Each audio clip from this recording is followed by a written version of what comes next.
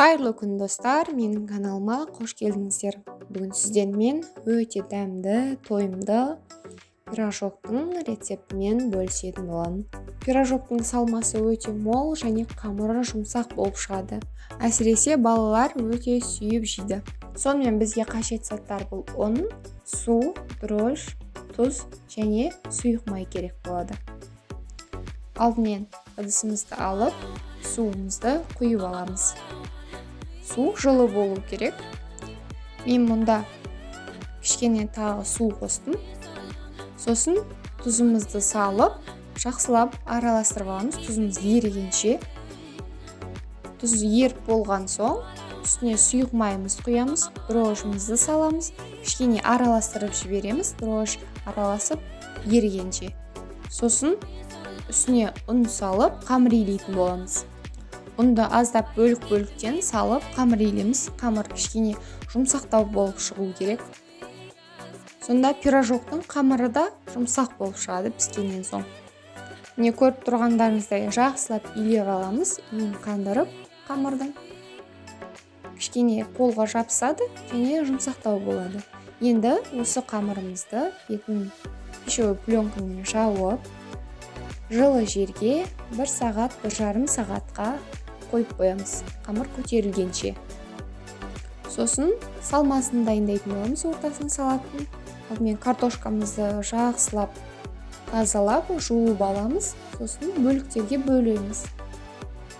Қалауларыңызша 2-ге 3-ке бөліп аламыз.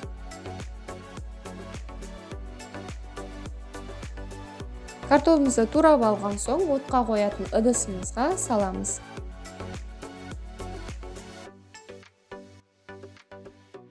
Толықтай барлық картофелімізді тураймыз, ыдысымызға салып, сосын үстіне су құйып, орташа отта картофелімізді толықтай пісіріп аламыз. Қамырымыз көтеріліп, дайын болам дегенше картофеліміз да пісіп қалады. Картофеліміз де дайын болды. Енді вилканың көмегімен жай ғана осылай езіп, пюре жасап аламыз. Картоп толық пісіп болған соң, картоптың суын толықтай төгіп тастамаймыз. Картопты езу барысында өзіне көп суды сіңіретін болады, сондықтан азырақ соңында су қалдырамыз. Сосын вилкамен езген кезде өте оңай болады. Сосын осы картоптың үстіне пиязымызды турап салатын боламыз.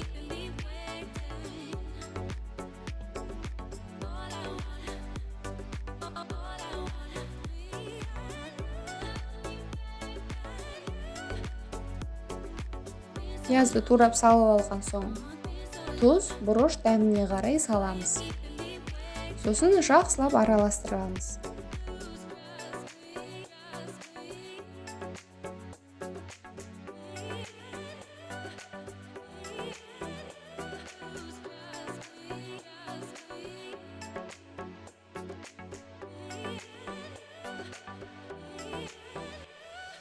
Міне салмасы дайын болды. Енді қамырымызды дайындайтын боламыз. Қамыр өте жақсы көтеріліп шыққан.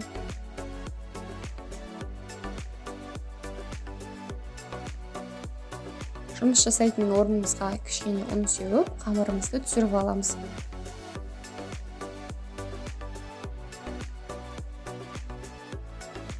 Сосын осы қамырымызды кішкене бөліктерге бөліп аламыз.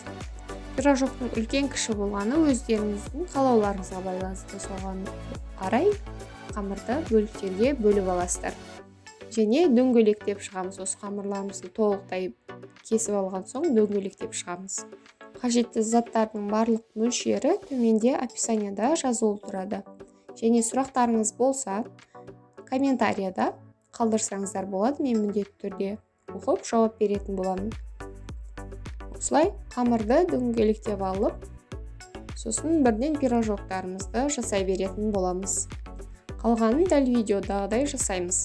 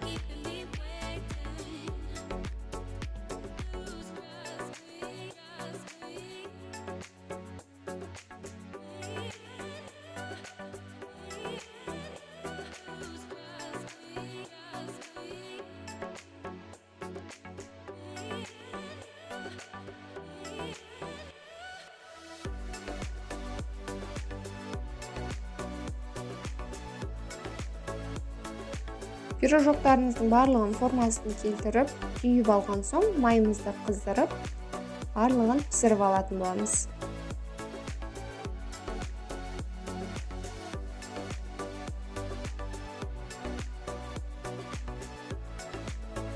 Міне пирожоктарымыз ісініп, көтеріліп жатқан кезде пирожокты кішкене аударып пісіретін боламыз, сонда қатты ісініп кетпейтін болады.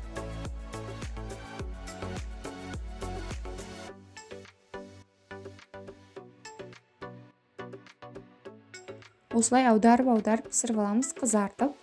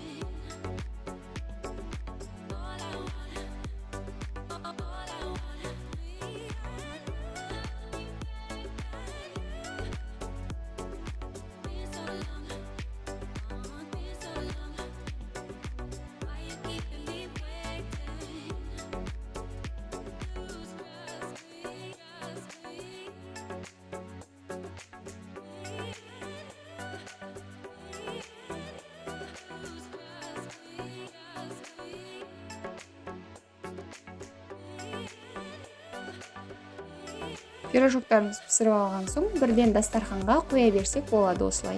Дәмі өте керемет болып шығады, дәмді, тойымды болып шығады. Балалар өте қатты сүйіп жейтін тағам. Міне, ортасын бөліп қарағанда өте жұмсақ болып шыққан, және салмасы да өте мол болып шыққан. Барлықтарыңыз жасап көріңіздер, дәмі керемет болып шығады. Және осы видеом сіздерге ұнаған болса, пайдалы болған болса, каналыма тіркеліп, қолдап кетуді ұмытпаңыздар.